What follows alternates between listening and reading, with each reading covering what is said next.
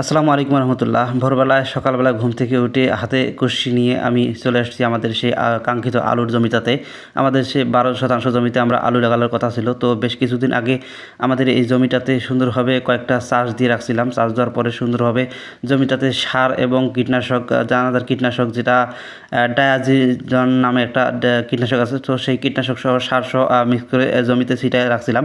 তো 3-4 দিন জমিটাতে সেই কীটনাশক সহ সারটা রাখার পরে জমিটাতে আবার নতুন করে আলু লাগানোর জন্য জমির যে উপরের অংশে কিছু বড় বড় ইটা আছে, সেই ইটাগুলো আমার হাতে যে যন্ত্রটা দেখতে পাচ্ছেন, এটাকে আমরা আমাদের এলাকায় কুশি বলি। তো কুশি দিয়ে সুন্দরভাবে ইটাগুলো ভেঙে নিতেছি এবং আলুর লাগানোর যে সারি সারি তৈরি করার জন্য যে খুঁটিটা, সেটা হচ্ছে আমি রাখছি 1 হাত করে। এবং আমাদের যে আলুগুলো আছে, সেই আলুগুলো হচ্ছে রোমানা সাইজ জাতের আলু। তো সেই আলুটা লাগাবো আমরা আমাদের পারিবারিক চাহিদা পূরণ করার জন্য। তো আলু লাগানোর জন্য একটা দরকার কাঙ্ক্ষিত লাইন, আর লাইন না হলে আলুর সারিগুলো দেখতে বেশ মানানসই হয় না। তো লাইন টানার জন্য সুন্দরভাবে পা দিয়ে দাগ টেনে নিতেছি জমিটাতে রশি দিয়ে।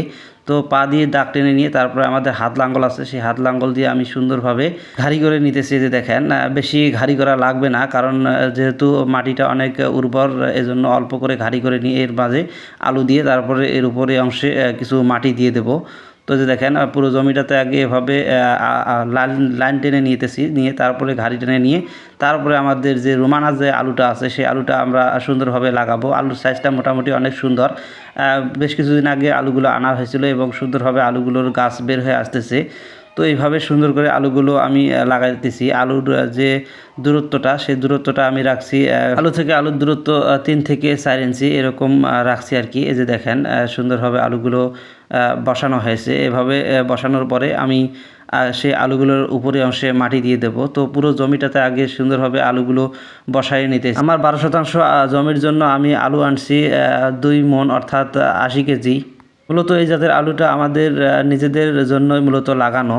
তো যাই হোক, এই যে দেখেন, পুরোপুরি সুন্দরভাবে আলুগুলো লাগানোর পরে এইভাবে সুন্দরভাবে যে আলুর যে লাইনগুলো আছে, তো সেই লাইনের মধ্যে সুন্দরভাবে মাটি দিয়ে দিতেছি। এই যে দেখেন, সুন্দরভাবে তো এভাবে দিয়ে রাখা হবে এবং বেশ কিছুদিন পরে এই গাছগুলো সুন্দরভাবে বের হয়ে আসবে। তারপরে আবার নতুন করে আবার মাটি দেওয়া হবে।